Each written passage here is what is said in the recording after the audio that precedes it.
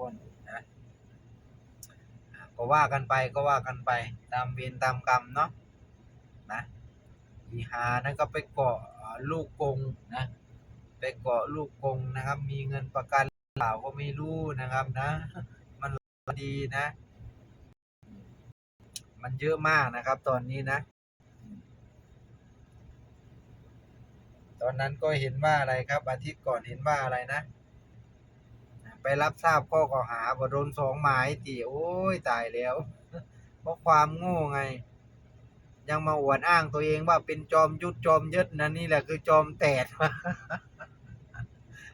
จอมยุทธนะครับเนาะอวดอ้างสรรพคุณตัวเองนะครับนะแต่เป็นยังไงล่ะครับโดนนะครับน้ำตาร่วงน้ำตาซึมครับโอ้ทำไมต้องร้องไห้อะไรบัดนี้กอดลูกกงโอ้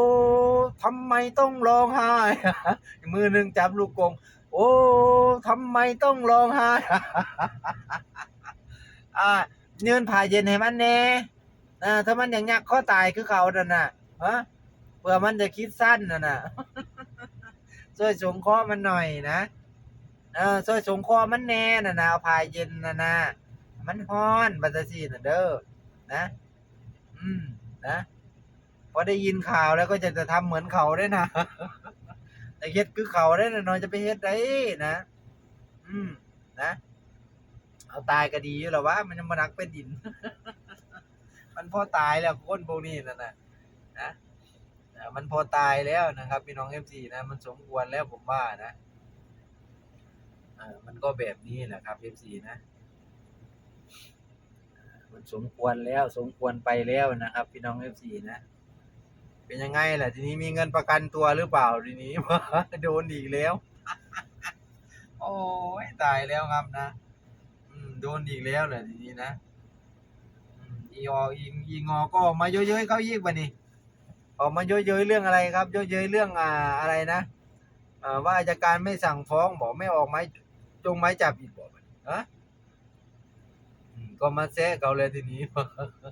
โอ้ยตายนะครับนะกูว่าวแล้วนะครับนะเห็นไหมล่ะครับพี่น้อง FC เป็นไงล่ะทีนี้ฮะอานะแล้วเมื่อวานนี้ลูกนกไส้ก็ไปอะไรทีนี้ออกไปศาลบัดนี้ไปกับใครไปกับเพี้ยนไปกับเพื่อนศอกไปกับเพื่อนศอกบัดนี้ศาลเลื่อนได้บัดนี้เออนะเอาทนายก็มาฟรีบัดนี้เสียค่าเครื่องเครื่องบิน0แล้วบัดนี้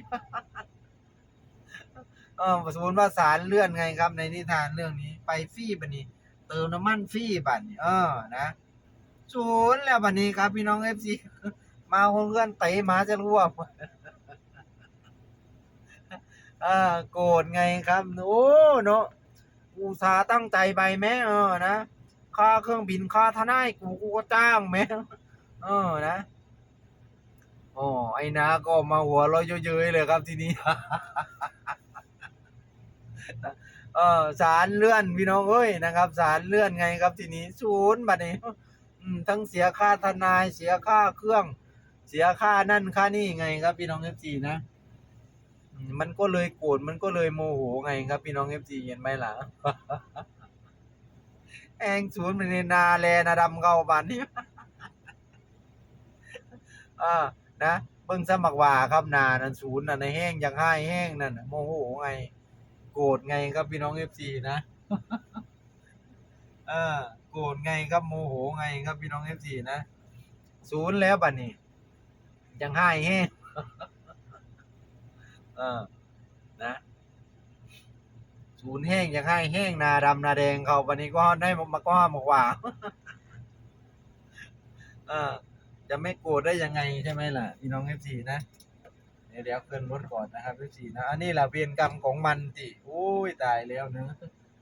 เวรกรรมของมันติเดี๋ยวขึ้นรถให้เขาก่อนนะครับ FC เนาะอันนี้แหละทีนี้ยิ่งโมโหเข้าไปอีกทีนี้แฮ่งโกรธจัดบัดนี่โอ้ยตายแล้วนะครับนะอามันก็ยิ่งโกรธเข้าไปอีกทีนี้นะ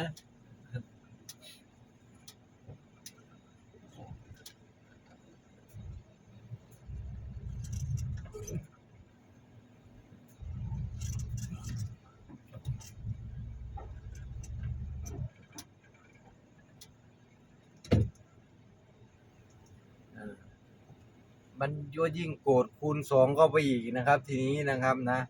พี่ลำไยนะครับ เหมือนทำกับลุงไงโอ้เลื่อนในใช่โดนกับตัวเองไงทีนี้ โดนกับตัวเองมานี่เสียค่าเครื่องค่าอยู่ค่ากิน ค่าอะไรครับบัดนี้ค่าวิชาชีพอีกในนิทานเรื่องนี้อาตมาศูนย์บัดนี้ขายของก็ขายบ่ได้ ขายของก็ไม่ได้เหมือนเดิมบัดนี้โอ้ยตายแล้วครับบัดนี้ก็เลยจะไปทำกิจกรรมใหม่ไงหาเงินเข้ากระเป๋าตัวเองไงครับพี่น้อง FC ตอนนี้มันหาแดกหากินไม่ได้ ก็เลยจะเปลี่ยนสถานที่ไงก็เลยจะไปเปลี่ยนสถานที่ทำมาหากินใหม่ไงครับตอนนี้ใช่ไหมล่ะอยู่ป่าอยู่เขามันเหมือนอันหากินแล้วอานะมันเหมือนอันหากินแล้วอยู่ป่าอยู่เขาลองไปหากินอยู่ทะเลเบิ่งบัดนี้อืมนะลองไปหากินกับทะเลดูบัดเพื่อหมานน่ะนะเพื่อฟุกอาลองเปลี่ยนแก้วเบิ่งแหมลองเปลี่ยนแก้วดูเออนะไปหากินกับทะเลเบิ่งบัดนี้ โอ๊ยตายแล้วเนาะศูนย์แห้งแล้วบัดนี้ไปกับเพี้ยนไงครับเมื่อวานนี่น่ะตอนนี้ก็เหลือแต่เพี้ยนศอกนะเหลือแต่เพี้ยนศอกนะตอนนี้นะครับพี่น้อง FC นะเหลือแต่เพี้ยนศอกนะครับตอนนี้นะ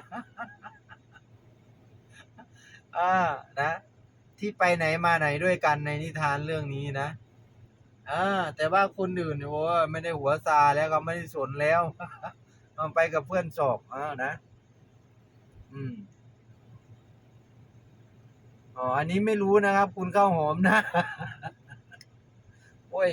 เขาก็สิเบิ่งอยู่บ่ครับพี่น้อง FC นะมันมีปัญหาปานนั้นเนาะนะมันปัวให้มันดีซะก่อนนะครับพี่น้อง FC นะปัวให้มันดีมันหายซะก่อนนะครับพี่น้อง FC นะคลำได้คลำเด้อนะนะครับไปบัตรของใหญ่น่ะบ่ได้ได้บัตรนี้ปอกเลสก็ปอกเลสนะบัดนี้นะนะตาสัวตาดูน้องนะบัดนี้สิบอกนะ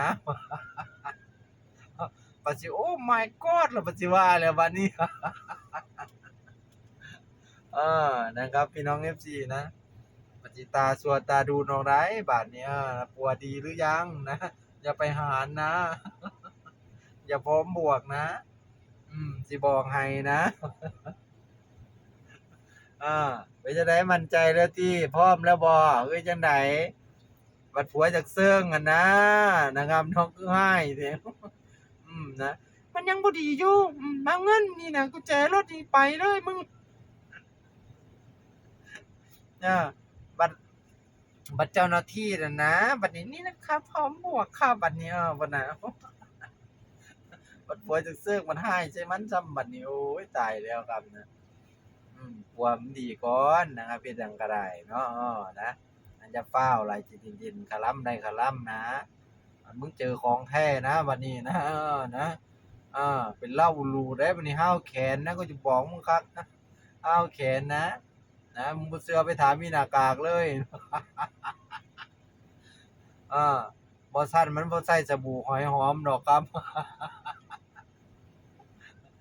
เพราะอะไรเพื่อไปสมานเพไงครับผมโอ๊ยตายแล้วครับ